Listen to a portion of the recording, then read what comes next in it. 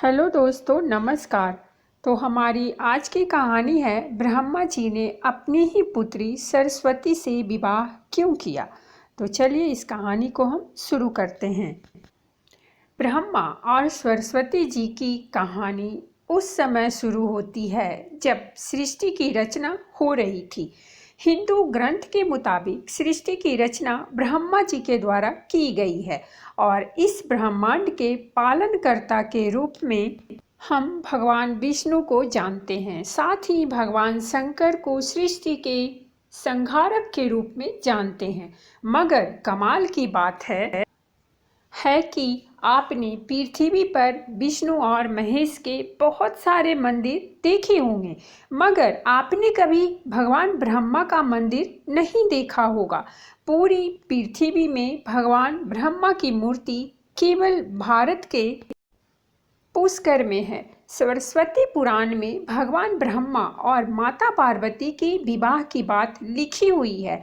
इस प्रसंग के मुताबिक जब भगवान ब्रह्मा सृष्टि का निर्माण कर रहे थे तो सृष्टि के निर्माण को आगे जारी रखने के लिए ज्ञान की आवश्यकता थी। इस वजह से अपने मन से उन्होंने माता सरस्वती का निर्माण किया। सरस्वती कोई माँ नहीं थी, उनका जन्म भगवान ब्रह्मा के मन से हुआ है। सरस्वती को ज्ञान की देवी के रूप में जाना जाता है। भगवान ब्रह्मा ने सरस्वती के साथ साथ सृष्टि का निर्माण किया और सृष्टि के अलग अलग जीव जंतु, पहाड़, जंगल, नदी आदि का निर्माण किया। इस निर्माण प्रक्रिया के दौरान भगवान ब्रह्मा देवी सरस्वती के रूप से आकर्षित हो गए। माता सरस्वती ज्ञान की देवी होने के साथ साथ रूप में भी बहुत आकर्षक थीं। मगर सरस्वती का जन्म ब्रह्मा से हुआ है। इस वजह से जब भगवान ब्रह्मा सरस्वती की तरफ मोहित हो गए तब देवलोक में उनकी बहुत निंदा हुई। हालांकि इन सब के बावजूद ब्रह्मा ने सरस्वती से विवाह किया और लगभग 100 साल तक पृथ्वी पर जंगल में निवास किया। पृथ्वी पर सरस्वती के साथ ब्रह्मा जब निवास कर रहे थे तब उन दोनों के जरिए मनु नाम के पुत्र का जन्म हुआ। आगे चलकर मनु की संतानें ही मनुष्य जाति के पनपने का कारण बनी। भगवान ब्रह्मा के इस व्यवहार के कारण देवलोक में यह निश्चय किया गया कि भगवान ब्रह्मा की पूजा नहीं की जाएगी। सरस्वती ने ब्रह्मा जी को श्राप क्यों दिया? सरस्वती पुराण में बताया गया है कि भगवान ब्रह्मा ने सरस्वती को अपने मन से उत्पन्न किया था और माता सरस्वती की खूबसूरती पर मोहित हो गए थे। जब माता सरस्वती इस बात को समझ गई तब भगवान ब्रह्मा की नज़र से बचने के लिए वो रूप बदलकर धरती पर आ गई। मगर ब्रह्मा जी ने हार नहीं मानी और माता सरस्वती को खोज निकाला। भगवान ब्रह्मा माता सरस्वती के साथ शारीरिक संबंध बनाना चाहते थे और सरस्वती इसके लिए तैयार नहीं थी। सरस्वती ने ब्रह्मा को श्राप दिया था कि धरती का निर्माण करने के बावजूद धरती पर आपकी कभी पूजा नहीं होगी। ब्रह्मा और सरस्वती का संबंध क्या है?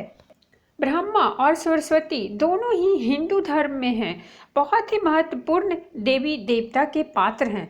इनसे जुड़ी किसी भी जानकारी पर भरोसा करने से पहले आपको वेद पुराण पढ़ना चाहिए।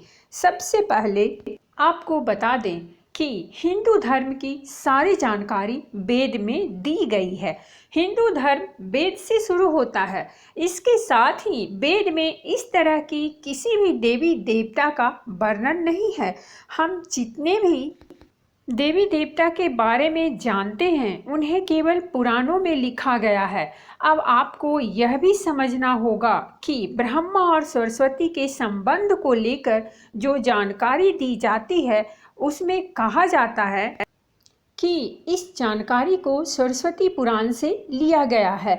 मगर सरस्वती पुराण नाम का कोई भी पुराण हिंदू धर्म में मौजूद नहीं है।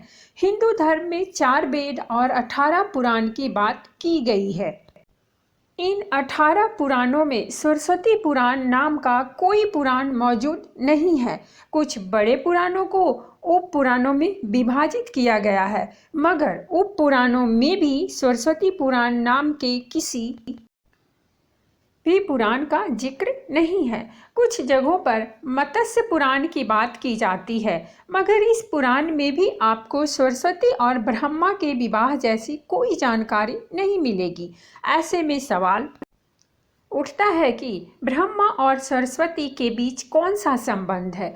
इसके लिए आपको समझना होगा कि ब्रह्मा ने सृष्टि का निर्माण किया, अर्थात जब भगवान ब्रह्मा इस सृष्टि का निर्माण करने बैठे तब विष्णु और महेश के अलावा कुछ भी इस दुनिया में मौजूद नहीं था।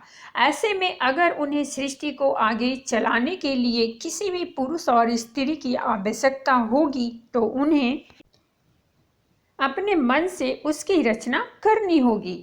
इसी वजह से भगवान ब्रह्मा ने माता सरस्वती, नारद मुनि, जाम्बन, सनक, संदन, सनातन, सनत कुमार, भृग एवं अन्य का जन्म अपने मन से किया और पृथ्वी को आगे संचालित करने के लिए धरती पर भेजा।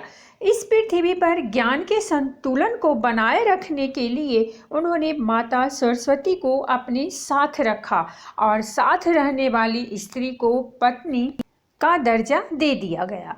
सरस्वती ब्रह्मा की पत्नी है या बेटी? अगर ब्रह्मांड में मौजूद हर चीज की रचना भगवान ब्रह्मा ने की है तो बेटी हो या पत्नी, दोनों की ही रचना भगवान ब्रह्मा के ही द्वारा संभव थी।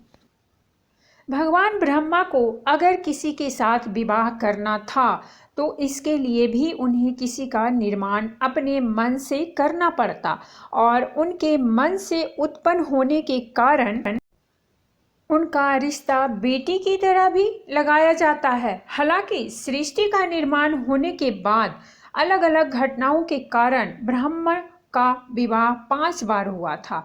इस वजह से उनकी कुल 5 पत्नियां थीं, जिनमें सरस्वती, सावित्री, गायत्री, सरधा, मेधा थीं। ब्रह्मा जी की पूजा क्यों नहीं होती है? इस पृथ्वी पर आपने अक्सर भगवान विष्णु या भगवान शंकर के मंदिर को देखा होगा। आपने कभी भी भगवान ब्रह्मा के मंदिर को नहीं देखा होगा। आपको बता दें कि राजस्थान के पुष्कर में भगवान ब्रह्मा का एक मंदिर है। वह मंदिर 3 झीलों से घिरा हुआ है। प्रचलित कथा के मुताबिक सृष्टि का निर्माण करने के बाद ब्रजनाश नाम के एक राक्षस ने धरती पर खूब उत्पात मचाया था। जब इस राक्षस ने भगवान ब्रह्मा के साथ दुर्व्यवहार शुरू किया तब ब्रह्मा जी ने ब्रजनाश का वध कर दिया और इस दौरान उनके कमल के 3 टुकड़े धरती पर आकर गिरे, जिससे बड़े बड़े झील बन गए। आज यह स्थान भारत के पुष्कर नाम के इलाके में है और उन 3 झीलों को व्यास्था, मद और कनिष्ठ पुष्कर के नाम से जाना जाता है।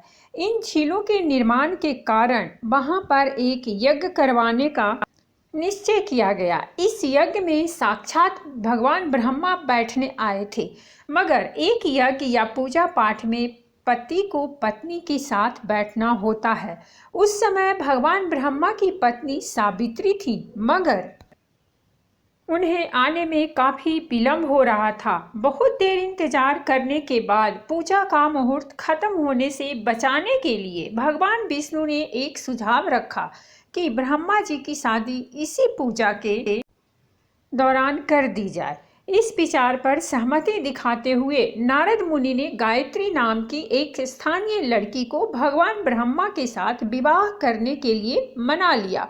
जब इन दोनों का विवाह हुआ और यज्ञ में भगवान ब्रह्मा गायत्री के साथ बैठकर पूजा को संपन्न किया, तभी वहां माता सावित्री आ गईं और वह पूरी गतिविधि पर खूब क्रोधित हुई। उन्होंने इस क्रोध में आकर भगवान ब्रह्मा को श्राप दिया कि धरती पर उनकी पूजा कभी नहीं की जाएगी।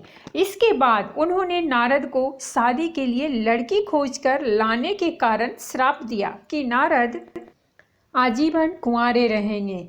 जब माता सावित्री को पता चला कि यह विचार भगवान विष्णु ने प्रकट किया था तो उनके श्राप से वह भी बच नहीं पाए। माता सावित्री ने भगवान विष्णु को श्राप दिया कि वह अपनी पत्नी के वियोग में तड़पेंगे। इसी श्राप के कारण राम अवतार में भगवान विष्णु को माता सीता से बिछड़ने का दुख भोगना पड़ा था। इसके बाद जब माता सावित्री का क्रोध कुछ कम हुआ तब उन्होंने भगवान ब्रह्मा पर दया दिखाते हुए कहा कि उनकी पूजा धरती पर केवल एक जगह इस पुष्कर में ही हो सकती है। इसके बाद भगवान ब्रह्मा के इस व्यवहार आहत होकर वह पुष्कर के समीप रत्नागिरी नाम के पहाड़ पर चली गईं और हमेशा के लिए तपस्या में लीन हो गईं।